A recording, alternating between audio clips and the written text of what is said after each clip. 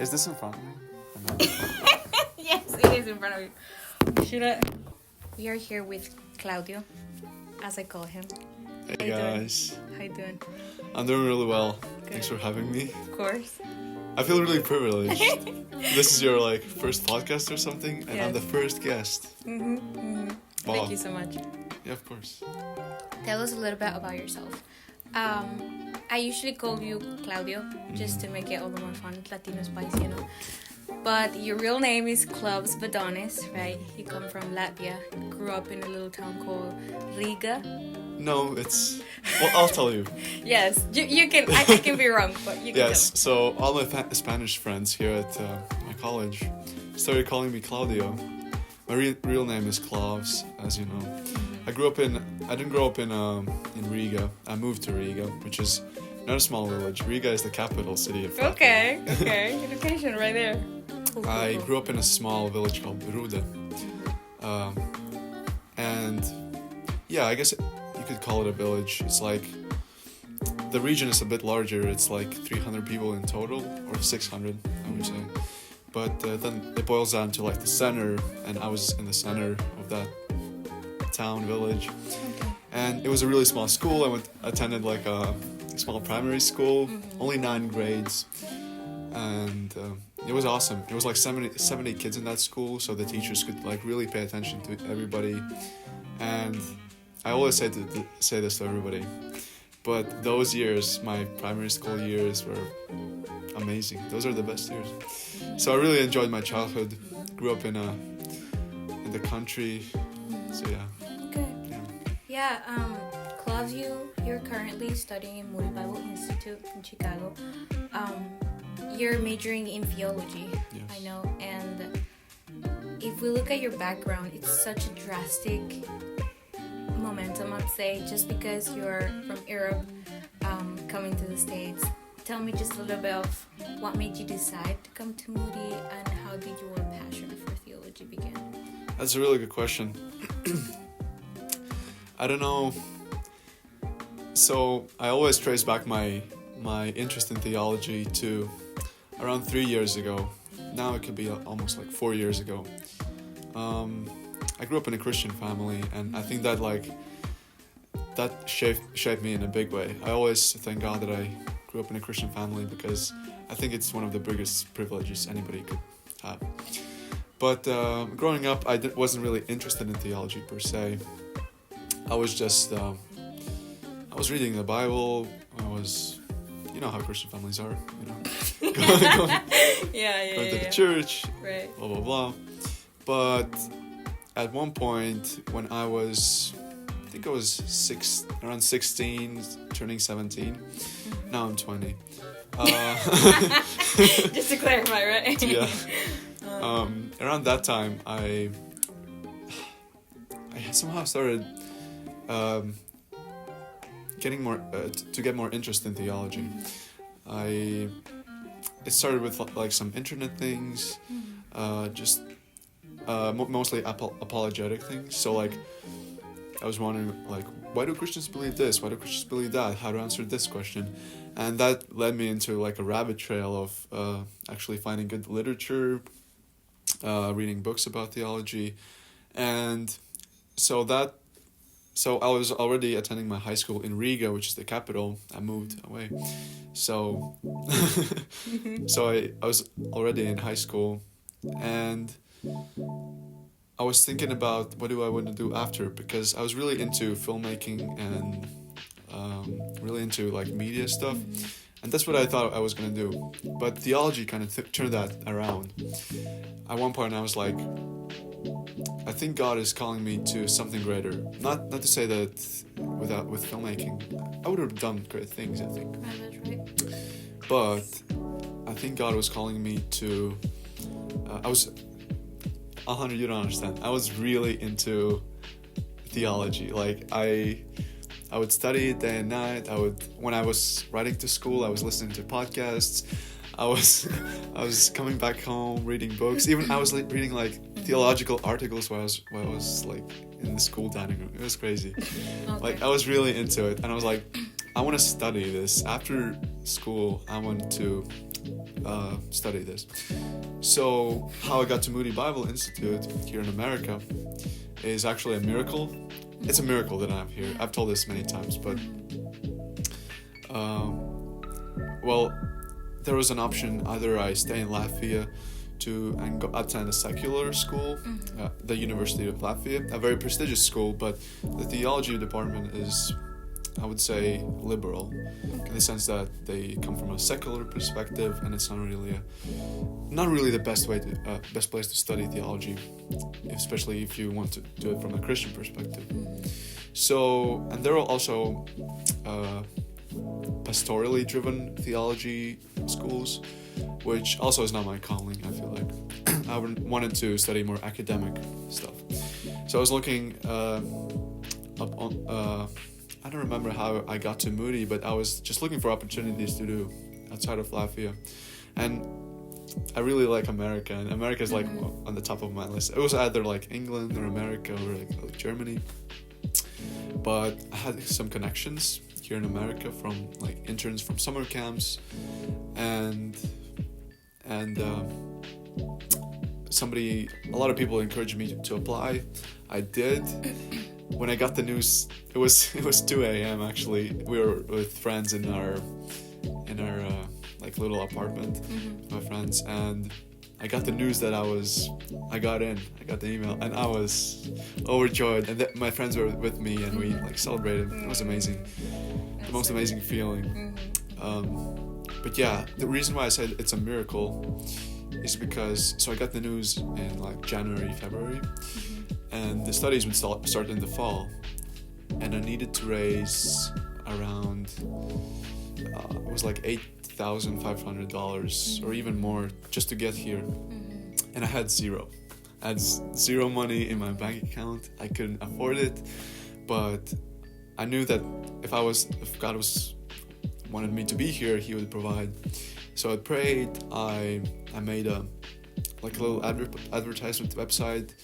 I made a little video like showcasing the reason why I want to study here and why you should invest.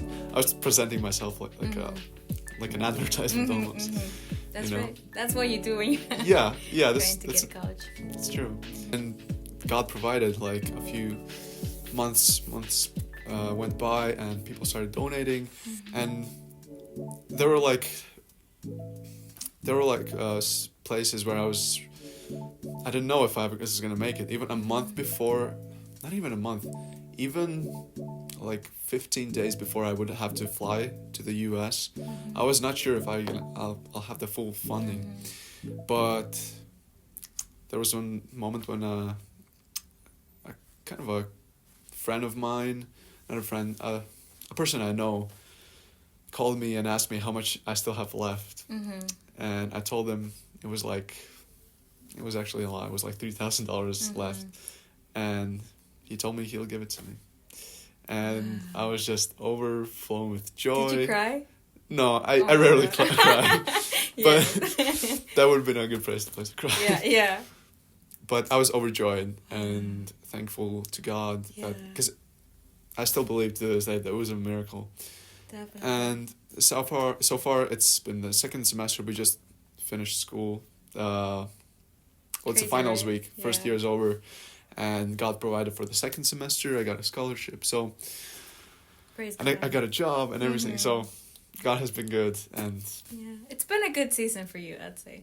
Yes, it's been a good season. Honestly, Going back a little bit to the beginning of the year, I know personally how different it was for me to come into the States and getting to know and be more involved in the Western culture and just the different line of thinking that people here in America have. I wonder how it was for you coming to the States. I know this was your second time coming to the States. You had previously come to have an experience Moody and see how everything looked like and what it would look like to study here. And the second time that you came was like definitely to come and study. What was your first impression the first few months here? Like, were you amazed? Was it what they promised, or how was it different? That's a really good question. I think it was kind of what I expected, not even maybe a little bit more, because I I really like America. A lot of people say that Americans don't have culture, and it's just Americans, right? All the stereotypes. But I have so far really, really enjoyed America. When I came here for the first time, I was really excited. It was a great time. I was here for a month. That was last year. But when I came the second time, first of all, like before I came, I was really excited. I almost couldn't sleep. Like, I really was 2 weeks before you couldn't sleep. I mean, yeah, like at least a few nights before, I was like, I just really want to go. You know, when something is leading up, like something that exciting. So when I came here, didn't have like. I know some people sometimes have like, especially like we were warned, us international students. You probably remember we were told that we're gonna have homesickness and like the honeymoon period is gonna be over soon and you have to brace yourself. For me, maybe it was also a fact that I was already moved. For high school I was away from my family, so it was kind of easier to adjust now when I had to make this bigger step to the US. So while I was here, it was like really great. I had a lot of new people I met, the international student community, my floor community, and yeah, it was just really great. Latvia doesn't really have any like skyscrapers or anything, so when I came here, I was like, wow, Chicago is even better than I remember a year ago. So it's been great, truly a blessing, and I think I can enjoy it even more when I know how much it took to be here. That's you know, if the road would have been easy, maybe I did learn something from that experience. For sure. Definitely a God thing, I'd say. Just the way that He's brought you here, put the right people, financially supported you. If you think about it, coming from Latvia, many people who are, and maybe we should have said that from the beginning, but many people who are watching this video or listening to the podcast, which we take, by the way, might not know necessarily where geographically Latvia is. Yeah. I know personally, when I first met you on our orientation week, you said Latvia, and I had no clue what he was talking about, because to me, I'd never grown up listening about that part of the world. So if you could, I don't know, geographically kind of paint it where it right. is. Well, it's a very small country, around 2 million people. So think of Chicago. Chicago is I think like 3.5. So even like people wise, even smaller than Chicago. But it's a pretty small country in Eastern Europe. So if you think it borders with Russia, the west side of Russia. It borders with Lithuania, is on the bottom. Then it's Estonia, and then the Baltic Sea. So around that region. Wow. How was it growing up being a Christian in such a, maybe not secular, but definitely not as strong of a spiritual situation? What was it like growing up? Yeah, so maybe a lot of people know that Europe after postmodernism came, Europe slowly started getting more secular. So the foundations that it was built on, it started to slowly fade, and it's still going on. I would say I'm not an expert in it. Like I can tell you the stats, but I'm pretty sure that actually couldn't tell you the stats. I'm pretty sure it's like 5% okay. in Latvia are like actually Christians, wow. Evangelical Christians. So it's not a lot. So it's a very, in that sense, maybe not a secular country, but with traditional and more. The main denomination is Lutheranism, and a lot of people are like baptized as children, but they grow up not knowing God. So, and I was in a small village, and it wasn't really like a big deal. Everybody knows that my dad is a pastor. Everybody knows there that I attend church. But growing up, maybe like some little incidents in school. But not, I wouldn't say it was hard, like difficult to be a Christian. Definitely not. Like, I feel very privileged to have grown up in a place like Latvia.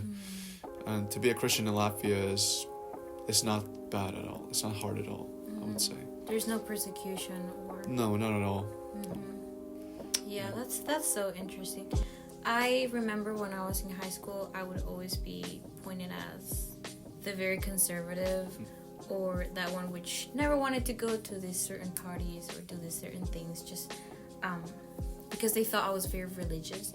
But I feel like as Christians nowadays, it's so difficult to stand out. Just like I was just reading in this book where it says that being a Christian is nothing less than just going against what the culture is teaching you. And so, to me, it's been like this struggle of just like trying to stand out for not following the flow. And I wonder about you, what season maybe in your life, in your faith, you felt like you were not necessarily doing that, you were not going opposite to what the people were saying, but actually just following the flow. Like, can you come up with a time in your life? I think the first year of high school was a bit more rough for me. I wasn't really attending church that much for some reason. Like, I've thought about it, like, I don't remember why, but I just wasn't attending church. It just didn't come to my mind. I just moved. I guess it was like a kind of a big move for me to live alone and to adjust. But still, the first year I wouldn't say I was like going with the flow with everybody. It was just very different. And if I would go back, I would do a lot of things differently. But praise God, there has never been a moment in my life where I'm like actively denying God, or just like not believing in God, or not wanting to be with Him. There's always been that urge to read the Bible, to discern what's right from wrong. So I've been very blessed in that sense. I see that you also have been very blessed with the community, Moody Bible Institute. I see that you like to surround yourself with a lot of loving people, definitely a lot of good friends that you have. How has that shaped your faith? How has it changed? Because we were talking the other day about how I've noticed a before and an after your personality just having mingled, you could say, between so many cultures. How has Mexican culture, Honduran culture, Belgian culture, American culture has made your daily basis a little bit different? Yeah, that's a good question, because I remember you when I came in, you were like, oh, you're this stone cold Russian or whatever. Yes. And I'm gonna make you more spicy. That was really funny. And I feel like I have become more like quote unquote spicy. Good. I would say, I don't know, I think other people could say it better, speak better for me. But what has changed, I think, is my appreciation for friendship. Because when I came in, I know like the friendship is really important, but seeing it like from the perspective of like your culture or even American culture, like in America, friendship is really important and I've understood that it really shapes you, it changes you, it challenges you. So, and especially with people who you're like close with, I've understood that. For instance, my roommate, right? Me and my roommate are really, really good friends. Can you give the audience a little background of your roommate situation? My roommate is here from Chicago, and he's Mexican as well. Okay, yeah, he's culturally and ethnically Mexican. Yeah. Right. But so just in the places where you are like kind of forced to be together with a person, not to see just it as like just for the time being, we're just gonna be roommates and we'll have a roommate relationship. That's what I kind of came in with that perspective. But now I'm seeing it as more as this is an opportunity for me to grow and for me to invest in somebody else. So going forward, I think that will be very important when I establish even more relationships and more friendships. So I think culture in that sense has changed me, because maybe you grew up in a way like that where the friendship wasn't really that emphasized. But during this year, I think that has changed. Yeah, this year has been very impactful in your life, I must say, and we still have a long way to go. Like, it's still 3 more years. But if you could go back, and if I were to talk to the old Claudio, what mindset would he have, and how those ideas have changed throughout this year specifically? My mindset would be very academically driven, I think, and it still is, and to a certain point, to a certain sense. When I came in, I was like, I just want to study theology. I want to be the smartest person I can be, like reach my potential. And I remember a lot of people before I came, a lot of people told me theology without a relationship with God is nothing, and they just warned me in that sense. And I remember just telling them, yes, you're right. I know. But it is so true. And when you actually experience it for yourself, when you experience the fact that theology without personal faith with God is nothing, then it's just different when somebody says it to you and you actually experience it. So this year, I would say the old self came in with a perspective that was like, well, the personal relationship with God is like kind of in the background. The main point is my wisdom in theology, but now it is shifted in a sense that I think the personal relationship with God has to actually be first in order for me to actually succeed in the plan that God has provided for me. So a lot of things about heart change, about just opening up to God in prayer, being completely vulnerable, and just opening my heart to God in that sense.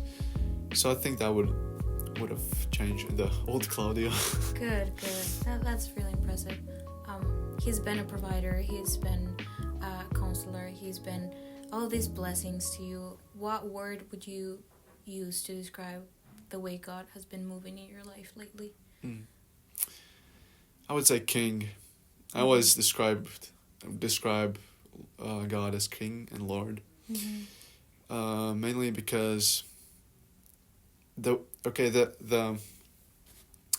everybody has a motivation, right? That's right. Why do they keep striving? Why do you, I could ask you the question, why do you feel the call for ministry, right? Why do you have a goal?